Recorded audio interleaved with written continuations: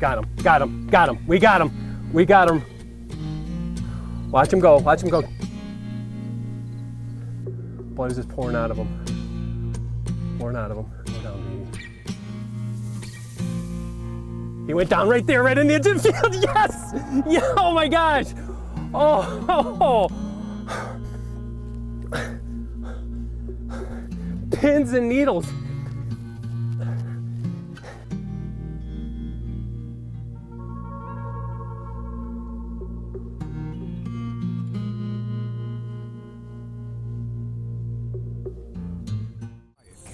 The industry's leading portable electric all-terrain vehicle, engineered from the ground up for off-road travel, has the ability to carry a rider almost anywhere. Quiet Cat.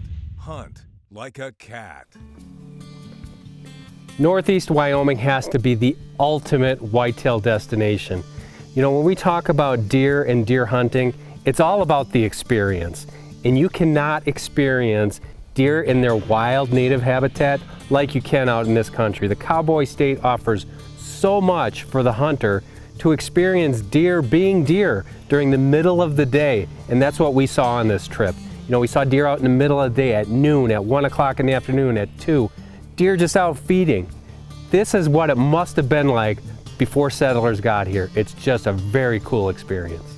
Okay, Eric, we talk a lot about water requirements for whitetails. Yeah. Out in the Midwest and the East, they get a lot from the vegetation. They don't really have to go and drink. They do when it's available. Here it's a little bit different game, isn't it? Right. A lot of times here, Dan, we don't get a lot of rainfall. Our annual total is around 20 to 30 inches a year, which really isn't not that much.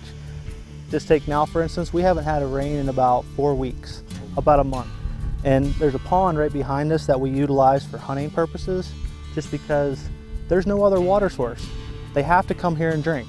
They can eat anywhere they want, but they have to come to the water and get their daily drink. So we take advantage of that, and we pop up blinds, we hang stands, anything we can do, because a lot of those water holes are better than the best food plot you can put down on the ground. It's a magnet for deer. It is, and as you guys saw in the blind, you guys were hunting over a water tank. A lot of the ranchers here put the water tanks out for the cattle. This is a lot of cattle country. The deer also use it, and when they come to it, we take advantage of it. And as the footage you guys got last night, plenty of deer coming to the water, and you shot a great buck. Congratulations. You know, a lot of guys see this on TV. They see the antelope hunting, and Right. that's kind of almost classic, isn't it? Antelope coming to the water. Whitetail's kind of the same thing. I would say in the West, yes, because like we were just going over, the amount of water here is minimal. They're not going to get the moisture out of the vegetation like they would in the East. And the water holes are just a prime spot. What about distance? You know, we often talk about a buck's home range and a doe's home range. Yeah. It's different here. They're coming from how far every day to get to these sources? Well, just for instance, this particular water hole, these deer could be coming from 2 or 3 miles just to get here, because there's no rivers, there's no lakes. It's just whatever's the water tanks, whatever the water tanks are that the rancher put in, or the man-made ponds that they put in for the cows. They're going to come as far as they have to get the drink. This helps you also, obviously, with patterning. Is there any other terrain features that you look for when you know a deer might be coming to this particular water source?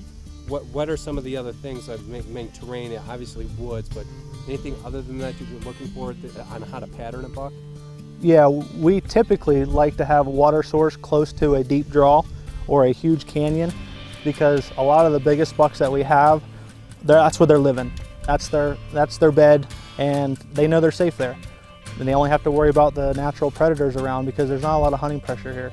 So we kind of like key in on water tanks and water sources that are close to deep valleys and deep canyons, because that's where they come. They come up those, they feel safe, they pop over, get a drink, and then out to the food source they go.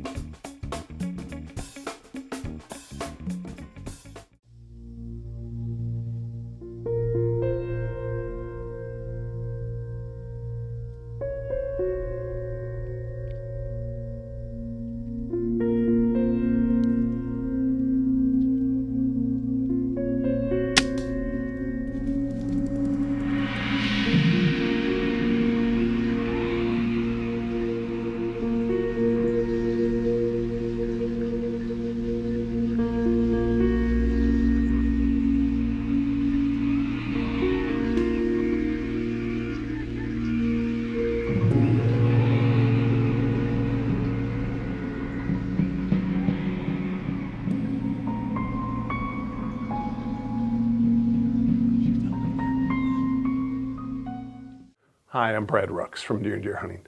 Today we watched Dan sell film and make a memory of a lifetime. He was using this little baby. This is the universal camera mount from Wisconsin Archery Products. It's a great little product that should be in everybody's pack. It's good for all types of video cameras. It's good for GoPros. It's perfect for trail cameras. Because let's face it, when you go out into the woods and you're looking for the perfect spot to hang your trail camera, sometimes the tree's either too big or it's on an angle. With this, you're easily able to adjust that camera any angle that you want. So you can hang the camera up high if you want, you can put it down low. You can visually cover any situation with this. It's a tool that should be in everybody's backpack. And let's face it, these cameras are getting smaller and smaller. So you really want to tuck them in or you want to hide them. One of the things that I always see is a strap going around the trees. And with this little baby, the universal camera mount, it is the perfect way to stay hidden. Go to wiarchery.com. Again, it's wiarchery.com. It's a tool that you won't be disappointed in.